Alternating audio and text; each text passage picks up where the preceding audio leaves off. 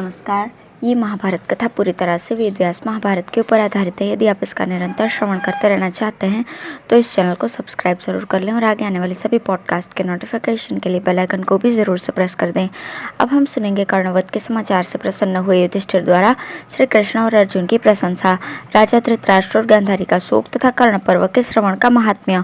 संजय कहते हैं, राजन, इस प्रकार जब कर्ण मारा गया और कौरव सेना भाग खड़ी हुई तो भगवान श्री कृष्ण ने अर्जुन को छाती से लगाकर बड़े हर्ष के साथ कहा, पार्थ, इंद्र ने वृतासुर को मारा था और तुमने कर्ण को मार गिराया है। आज से संसार के लोग वृतासुर वध की तरह कर्णवध की कथा कहे सुनेंगे। तुम बहुत दिनों से युद्ध में कर्ण का वध करना चाहते थे, आज वो अभिष्ट पूरा हुआ। अतः धर्मराज से ये शुभ समाचार बताकर तुम उनसे ऋण हो जाओ। तुम में और कर्ण में जब महासंग्राम छिड़ा हुआ था उस समय वे भी युद्ध देखने के लिए यहाँ आए थे, मगर बहुत अधिक घायल होने के कारण देर तक यहाँ नहीं ठहर सके, फिर छावनी में ही चले गए। अतः हमें उनके पास चलना चाहिए। अर्जुन ने बहुत अच्छा कहकर आज्ञा स्वीकार की। फिर भगवान ने अपना रथ उधर ही मोड़ दिया। छावनी पर पहुंचकर वे अर्जुन को साथ लेकर राजा युधिष्ठिर से मिले। राजा उस समय सोने के पलंग पर विराजमान थे। श्री कृष्ण और अर्जुन ने प्रसन्नतापूर्वक उनके चरणों में प्रणाम किया। उन दोनों की प्रसन्नता देखकर कर्ण को मरा समझकर युधिष्ठिर उठकर बैठे और आनंद अतिरेक से आंसू बहाने लगे। फिर उन दोनों को छाती से लगाकर मिले और बारंबार युद्ध का समाचार पूछने लगे। तब भगवान श्री कृष्ण ने रणभूमि में जो कुछ घटना घटित हुई थी वो सब कह सुनाई। अंत में कर्ण के मरने की बात भी बताई। इसके बाद भगवान कुछ कुछ मुस्कुराते हुए हाथ जोड़कर बोले, महाराज, बड़े सौभाग्य की बात है कि आप भीम, अर्जुन तथा नकुल सहदेव भी कुशल से हैं। महारथी कर्ण मारा गया और आपकी विजय तथा अभिवृद्धि हो रही है, यह बड़े आनंद की बात है। आज सूतपुत्र के सारे शरीर में बाण चुभे हुए हैं और वो भूतल पर पड़ा हुआ है। इस अवस्था में आप अपने शत्रु को चलकर देखिए।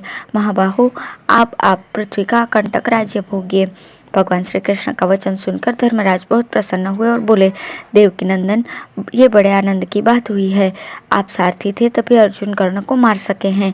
यह आपकी बुद्धि का ही प्रसाद है, इसमें आश्चर्य की कोई बात नहीं है। यह कहकर युधिष्ठिर ने श्री कृष्ण की दाहिनी बांह पकड़ ली।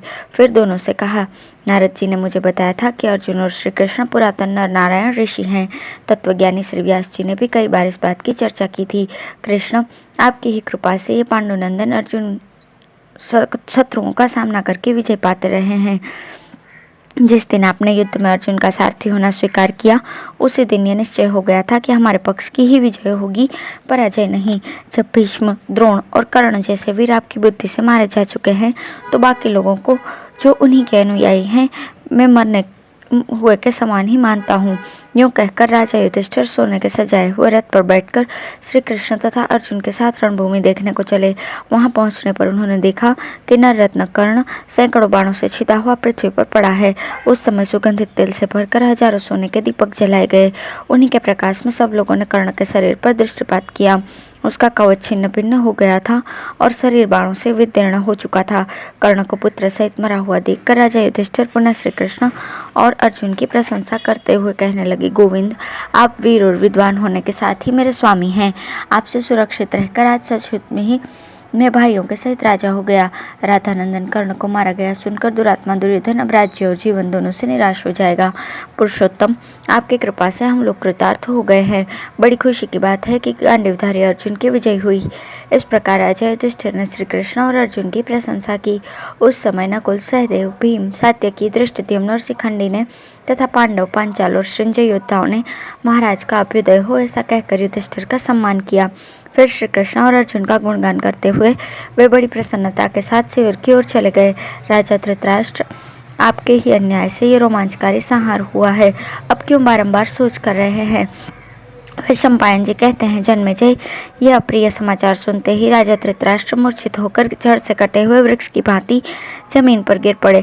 इसी तरह दूर तक सोचने वाली गांधारी देवी भी पछाड़ खाकर गिरी और बहुत विलाप करती हुई कर्ण की मृत्यु के शोक में डूब गईं। उस समय गांधारी को विदुर जी के और राजा को संजय ने संभाला।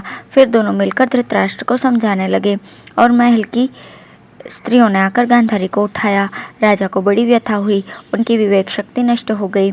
वे चिंता और शोक में डूब गए। मोहाच्छन्न हो जाने के कारण उन्हें किसी भी बात की सुध न रही।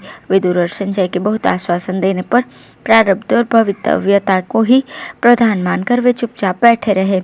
जो मनुष्य कर्ण और अर्जुन के इस युद्ध यज्ञ का स्वाध्याय करता है अथवा इसे सुनता है, उसे विधिवत किए हुए यज्ञ का फल प्राप्त होता है। सनातन भगवान विष्णु यज्ञ स्वरूप है। अग्नि, वायु, चंद्रमा और सूर्य भी यज्ञ के ही रूप है।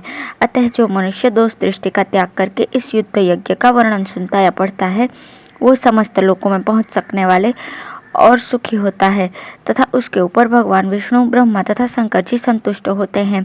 इस पर्व के स्वाध्याय से ब्राह्मण को वेद पाठ का फल मिलता है, क्षत्रियों को बल तथा युद्ध में विजय की प्राप्ति होती है, वैश्यों का धन बढ़ता है और शूद्र निरोग एवं स्वास्थ्य संपन्न होते हैं।